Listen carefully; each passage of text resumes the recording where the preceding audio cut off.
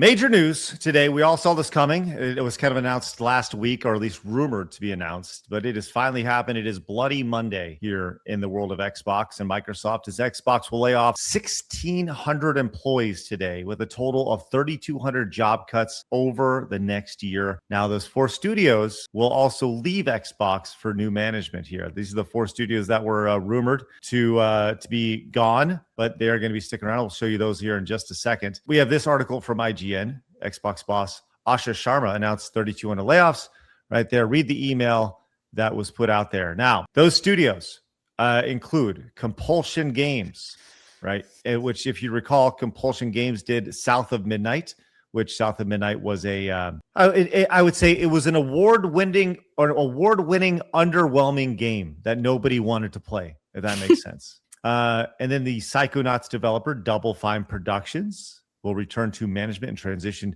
to an independent studio with their IP catalog and the runway for their next games. That's interesting here, that they are going independent and Xbox is allowing them to keep their IPs. That's good. Yeah.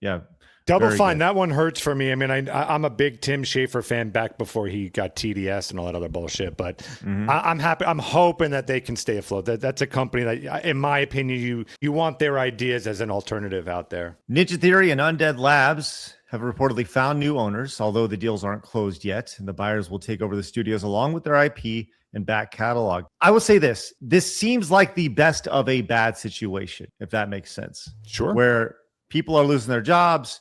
Xbox is saying we went a little too far, a little too fast, and too quickly, and they're allowing people the opportunity to still survive. At least these Double Fine was rumored to be shutting down. Compulsion was rumored to be shutting down, and now they're still alive. In obviously from an independent perspective. Ninja Theory and Undead Labs, as I mentioned right there, found new owners. Arcane Lion has reportedly entered negotiations for a similar deal with Microsoft, hoping to avoid shutting down the studio. Microsoft has not officially confirmed these reported studio changes here, but that is where we're at. This is a tweet here from Asha, the head of Xbox here, and she talks about the most significant restructure in Xbox history right here. Like I mentioned, the 3,200 jobs through 2027. 3,200 jobs, that is a ton. That's so many. Yes. Crazy. And just like that, overnight, everyone just got let go. Yeah, well, we kind of saw this coming. This is something that we've been talking about for years. And actually, I have some data here to back up, really since 2020, the overexpansion that Xbox has had. But I think this is important. She says, our business today is not healthy. We're operating at margins that are 3 to 10 times lower than comparable platforms and publishing businesses here. You want to know why that is? They're paying for their products for a streaming service. They went all in on Xbox, on a Xbox Game Pass, where it's $10 a month or whatever. So we'll circle back to that in a minute. This is from Compulsion Games. They had a statement over here. Today we shared that Compulsion will return to an independent management following our time as part of Xbox. We've seen this. This is kind of a rarity here, where companies that get acquired by larger companies actually having the opportunity to go back and go independent again. Can you guys think of any situations like this from giant corporations where a company was acquired and then just kind of like let go to do their own thing after it just didn't work out? Can you guys think of any situations like that? There is, and I'm trying to think. There has definitely been, and I'm trying to think. Can't think of any off the top of my head. Sorry. Well, the closest one that I can think of is actually Barstool Sports. Barstool was a big brand that grew up to be a multi-million-dollar business. It was acquired by a gambling company, and then that gambling company entered a deal with ESPN, and the original owner, who sold the company for hundreds of millions of dollars, then bought the company back for $1 after it. That's the closest thing that I can think of. Phoenix, you mentioned Double Fine, and it says, once again, this is their statement. Once again, Double Fine Productions will be an independent studio. We're thankful for everyone at Xbox for 7 great years together, and we're working with us to reach an outcome which preserves our history and culture and returns ownership of our games to us. Double Fine, Compulsion, they're the biggest winners when it comes to this. The fact that they're just not going to be shut down altogether. I don't think they'll last. I mean, because they were independent. I'm pretty confident they were independent prior. They were losing a lot of money. And then that's why they took the gig with Microsoft, I believe. So it's going to be interesting to see how long they can stay afloat. They really make very niche games. So it'll be interesting. I'm wishing them the best if they can get their shit together, but we'll see. Yeah. You see this, let's be real, the 4 studios leaving Xbox at 8 years and unlimited resources to make great games. And this is what they came up with. Undead Labs made 0 games. Compulsion made South of Midnight. You saw Double Fine. Like, Double Fine is primarily known for Psychonauts, and they made Kiln and Keeper. Like, okay, obviously Bleeding Edge and Hellblade from Ninja Theory right there. Razor Fist pointed this out. It says, thanks to the memories, but your focus group slop and pet hipster project sold a combined 12 copies. Time to sell some actual games now. Yeah. And I think there's a lot of truth in that. You know, Powder, I would love to hear your thoughts on this. We're seeing a giant shift in the gaming space that is, I think, a correction. Do you feel there's people who are saying good riddance, right? And I know I've said publicly, I was like, I don't really like when people lose their jobs personally. Yeah. But I understand in this situation. I don't know. What are your thoughts on this? Are you compassionate towards the 3,200 people who are going to lose their job, or is this more like, it's the culling, if you will? Honestly, I am compassionate. If these are, average, everyday American people, losing their jobs, and I never like hearing that. I would ask, what kinds of people are losing their jobs here, of course, but these people's lives just exploded overnight. Granted, I do think these studios just need to focus on like smaller scope games, like these games that cost them a ton of money, and they're hiring on a bunch of people to get these projects out. I think it's fine that these studios are leaving Xbox. I don't think they need to be associated. Whether, I don't know if they'll stay afloat, but I think there needs to be a return to passion with these companies going out by themselves. And just focus on games that don't, require that much fucking money and that many fucking people in the first place. But I am sympathetic to those who have lost their jobs. Definitely. I hate hearing about that sort of stuff. Not a big fan of these big corpos making those kinds of decisions willy-nilly. Well, I think anytime you get under a giant corporation, there's this thought of like, the sky's the limit. We're going to have all these resources, all this time, effort, and we can kind of make the projects we want to make, right? And I think that's what you saw with Double Fine. That's what you saw with Compulsion. And the reality is I think they're being humbled dramatically because these developers would not be on the chopping block, would not have to go back to being independent if they had sold and actually moved units and sold games. But the reality is that their games didn't hit a broad audience. Is it unfortunate? Sure. But we've been talking about this, how, during COVID, these people, they went in, they overhired, they overinvested based off of what, a 6 to 12 month time period where everybody was locked in their house. So they went in, they acquired all these companies, they spent big with making major investments on a time period that wasn't going to be like this forever. Everyone was spending their money on games and entertainment during COVID because they're locked in their house. And then it got self-inflated, and that's kind of where we're at right now. So what's also interesting is Bethesda is owned by Xbox, and there apparently will be some changes to them as well. Bethesda will refocus with the Xbox changes today and will prioritize its key franchises: Elder Scrolls, Fallout, Doom, Quake, Wolfenstein. Finally. Yeah. So, I mean, it seems like a great move, right? It makes sense. What's about time? What else does Bethesda make? That's a legit question. Starfield. Oh, they make a lot. Star, huh? Basically, the only one on that list is Starfield. So, get off of Starfield. Boo. Boo. Question mark? No. No, just kidding. No, Starfield. Boo. Yeah, no, that'd be good. I mean, as a person who's been playing Skyrim, and it was my first time playing Skyrim this year, actually, it'd be cool to see them explore Elder Scrolls a bit more. We'll see, though. refocus waiting on for this a. for a long time. I think, when I looked at this today, I thought, how did we get here? Right. And I go back to, 2020 was a big year for everybody, obviously, with COVID and such. And I think that's when a lot of the spending started to begin. I asked Grok, I said, provide a list of the poor/failing business decisions Xbox has made since 2020. Can I just interrupt real quick? Yeah, sure, Phoenix. Like as a discussion piece before the potential like real answer, to me, didn't it seem like what Phil Spencer wanted to do, who at first I actually thought was a great choice, and now looking back may not have been a great choice.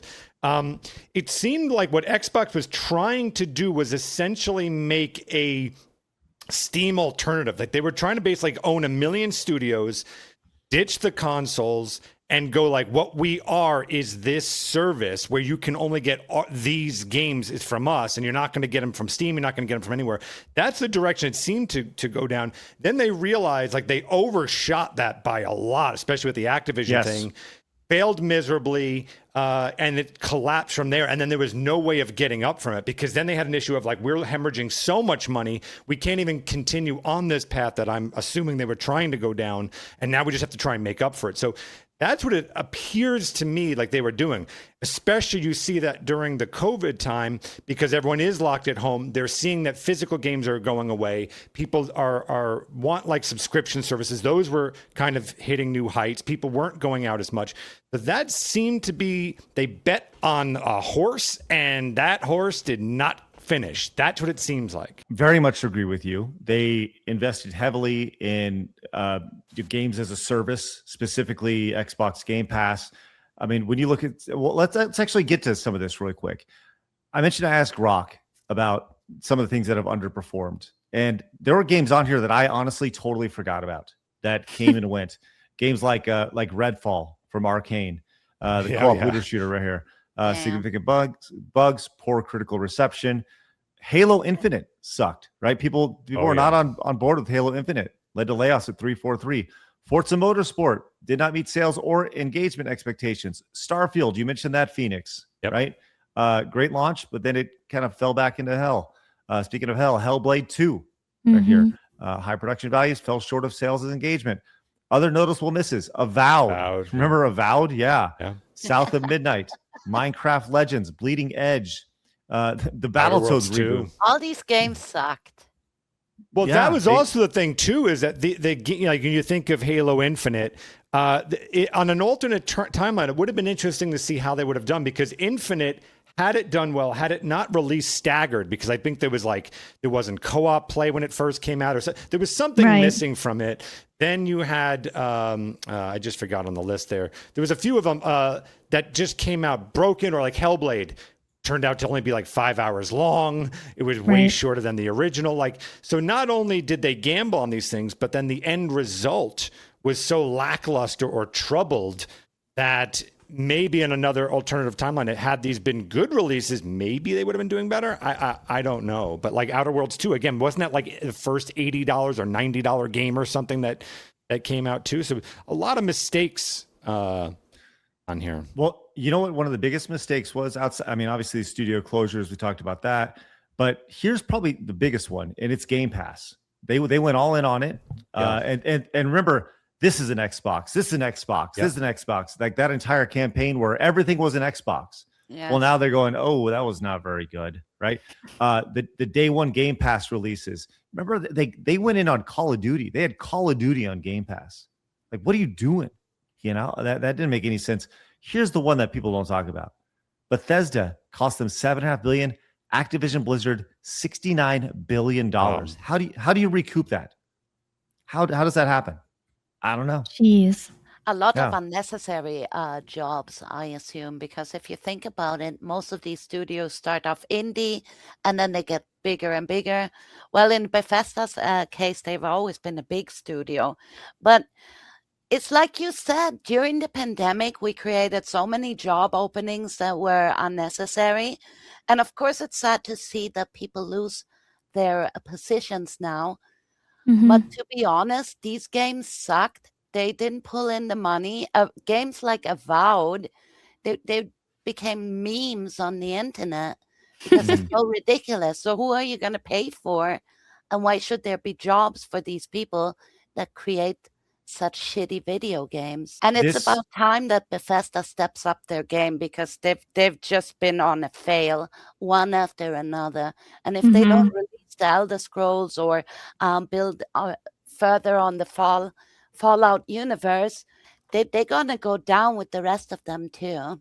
Because this is what the fan wants, right? And they don't give us what we want, so they don't make money. And then people lose their jobs. It's a vicious cycle. Yeah, it's kind of what has to happen at the end of the day. But I think that's why we're also seeing a rise of these really cheap indie games, because they're just so I much more inspired. Yeah, And you have, yeah, go ahead. No, you have guys that are like a one-man studio that Mhm. produces like awesome video games, cost them just, one person does Mhm. everything. And this game is great.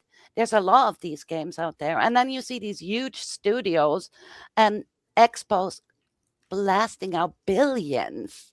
For what? Avowed, Hellblade, Sanua, which is Mhm. awful. And the rest of the games, there's so many I didn't even hear of. And Redfall, I played it for half an hour. It really, really sucked. Well, I think Yeah. they keep beating these IPs, like beating a dead horse too, like Fallout 4. Now, what else? Oh, 76. Oh, does anyone even remember Fallout 76? Like, what the fuck is that? Still around. If I'm one of these studios, I'm like, I don't pretend to be a great businessman, but my guess is what I would try and do is just go, okay, what would the cost of one big game that we want to make cost? Great. Let's Right. make 4 really small, great games, low risk, has a chance to go viral. The economy is terrible. RAM prices are hard. Like, so if you can get a game that can run on pretty much anything, cost 10 to 20 bucks, and not too many resources to going into the development, you might start picking it up. And I think that may be the thing. I think I'm agreeing with everyone here that go smaller now. Yeah. Don't go bigger. Go much, much smaller. Go the indie route. Right. Go the indie route. Well, I've always said that if somebody gave me $100 million to develop out games, I would make $25 million games right here. Yes. But yeah, it's. By the way, are we frozen right now?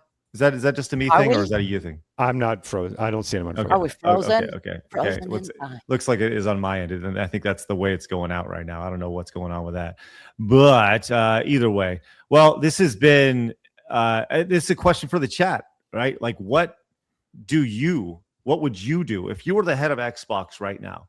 What would you do to reclaim the Xbox brand? I think they're starting in a good place. Like, obviously you need to cut costs. And I know that's an unpopular thing, right? And I also think you need to reclaim like the idea of this in Xbox isn't. I think you throw that out the window. You punt that. You say that never happened, and you say no. This is an Xbox, and this is where you're going to find the best games. And you focus in on quality. We just talked about like the quantity aspect of it. Of having, whatever $25 million games as opposed to one $100 million game. But you also allow those folks to build with quality. Like $5 million, if you have a team of 10 people and you have $5 million to spend, that is a long runway for those folks. That's a couple year runway that could allow these people to make some really, really high quality games. And let's say you sell those games for $30 to $50 instead of $60 to $80, right?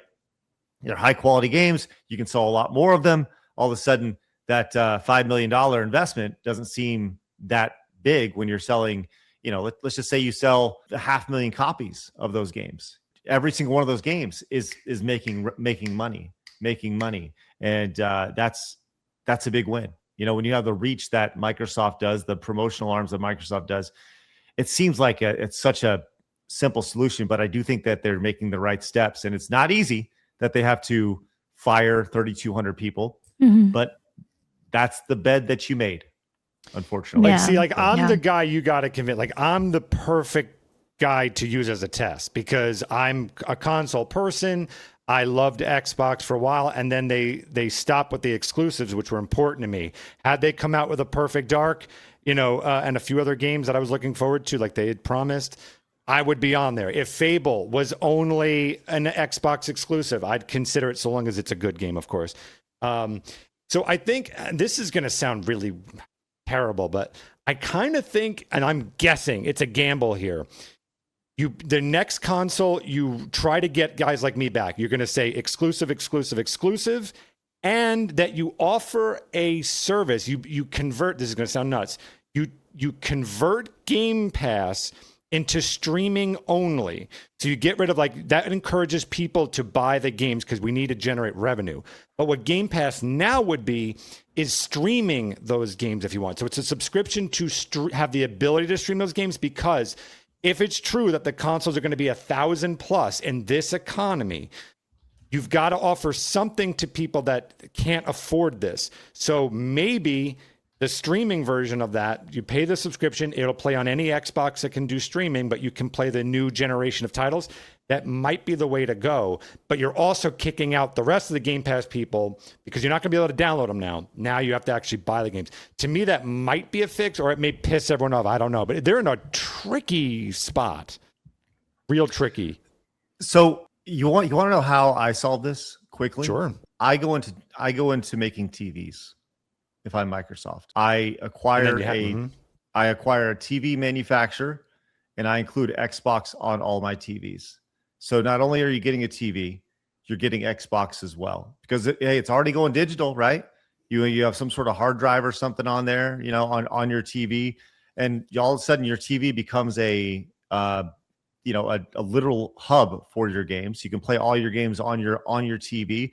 You can use the internet to stream them, like you're suggesting, Phoenix. Microsoft does not produce any sort of TVs. That's why. So you go out and acquire it. Then you have. They have apps, though.